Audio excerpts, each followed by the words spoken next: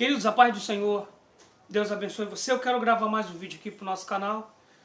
Obrigado às pessoas aí que estão assistindo os nossos vídeos, muito obrigado, que Deus abençoe você.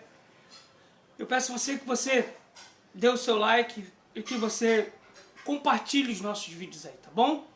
Meu nome é Alex, eu sou membro da Igreja Metodista aqui no bairro de São João de Meriti, em Éden. Se você puder me abençoar aí, eu te agradeço muito. Apocalipse 2, capítulo 2, versículo 9 diz assim: conheço a tua tribulação e a tua pobreza, mas tu és rico. Ou seja, essa carta aqui é a carta, né, que foi escrita para a igreja de Esmirna. Irmãos, quando nós olhamos a Bíblia no Velho Testamento, você vai ver uma coisa interessante.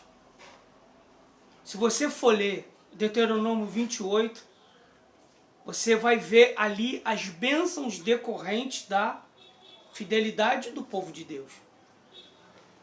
E você vai ver que Deus, ele cuidou daquele povo ali, abençoou,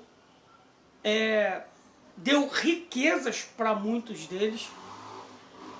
Mas acontece uma coisa interessante.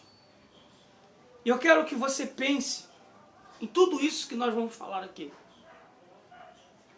Deus abençoava aquele povo, Deus sustentava aquele povo, isso é fato. Mas existe algo também que é fato. Quanto mais Deus abençoava aquele povo, mais aquele povo se afastava da presença do Senhor. É incrível a tendência que o povo de Israel tinha de se afastar de Deus.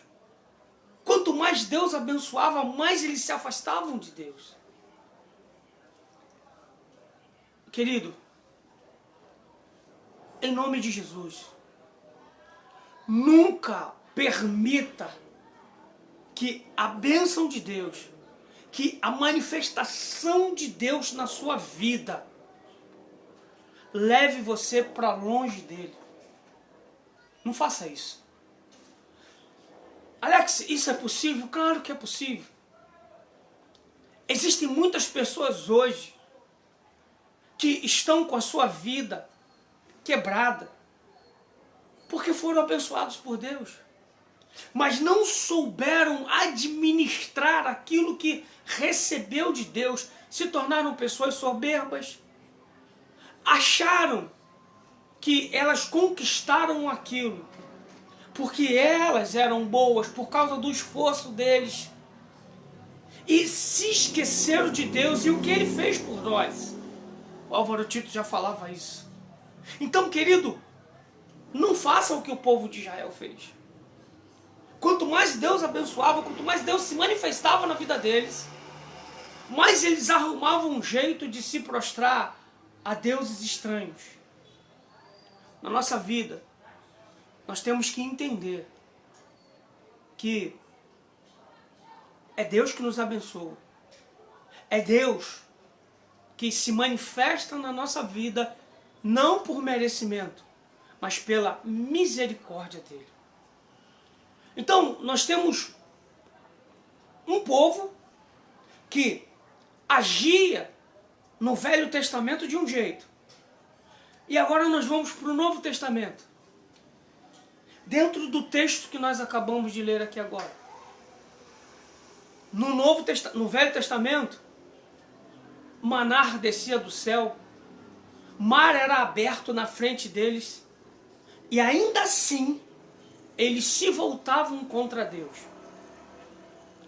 E agora? No Novo Testamento. O que nós acabamos de ler aqui agora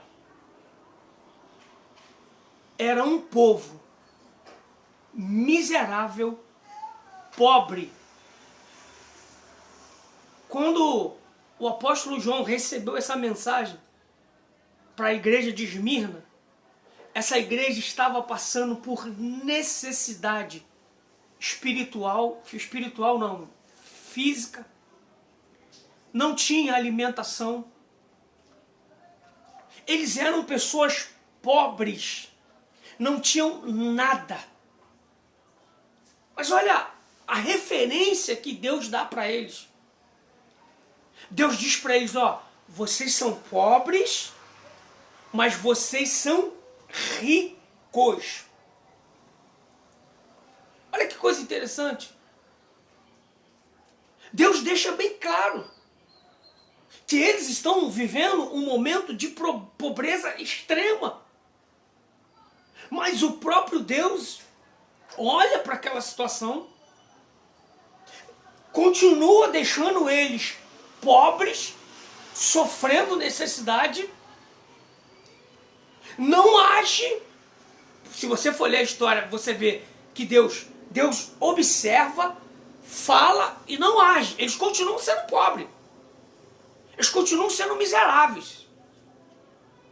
Mas a Bíblia diz que eles eram ricos. Queridos, o que vai ter que acontecer comigo?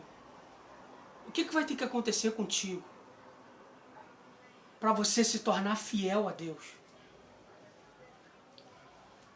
Essas pessoas aqui não tinham nada, mas eram fiéis a Deus. No Antigo Testamento tinham tudo, eram infiéis. Aqui eles não tinham nada e eram fiéis a Deus. Como explicar uma coisa dessa? Como caracterizar uma coisa dessa? É difícil de entender o ser humano. Um povo, Deus supre todas as suas necessidades. O outro passa a necessidade. O mesmo povo. Um se mantém rebelde. O outro se mantém fiel a Deus. Mesmo lhe faltando tudo. Querido, todas as vezes que você ver a igreja sendo perseguida, todas as vezes que você vê irmãos sendo martirizados por causa do Evangelho, você vai ver um crescimento absurdo da igreja. Querido, vou ser sincero para você. É o meu pensamento e você sabe que eu não fico em cima do muro. Sabe o que eu acho que a igreja brasileira precisa? A igreja brasileira precisa passar por uma perseguição. Por uma perseguição.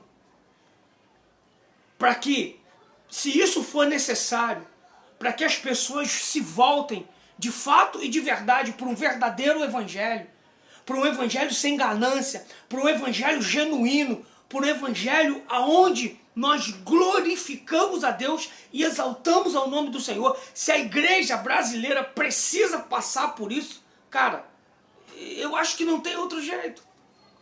Eu acho que não tem outro jeito de Deus despertar essa nação aqui, despertar o povo de Deus, a não ser passando por uma grande tribulação. Porque tá demais, rapaz. A ganância tá demais.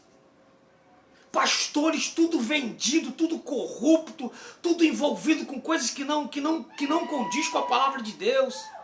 Pessoas que não têm mais um pingo de temor às coisas de Deus. Irmãos, será que nós vamos ter que passar por uma perseguição e faltar tudo dentro da nossa casa para que a gente de fato e de verdade nos envolva com algo de Deus? Será que vai ser necessário isso?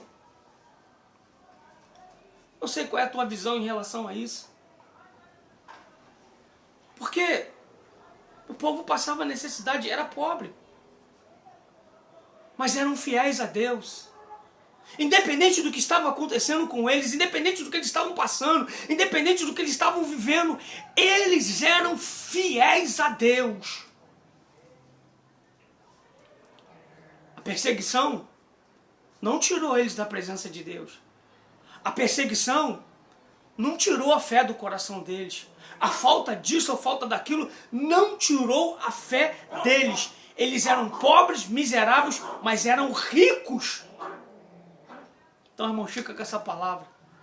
Que Deus possa te abençoar. Em nome de Jesus. Amém.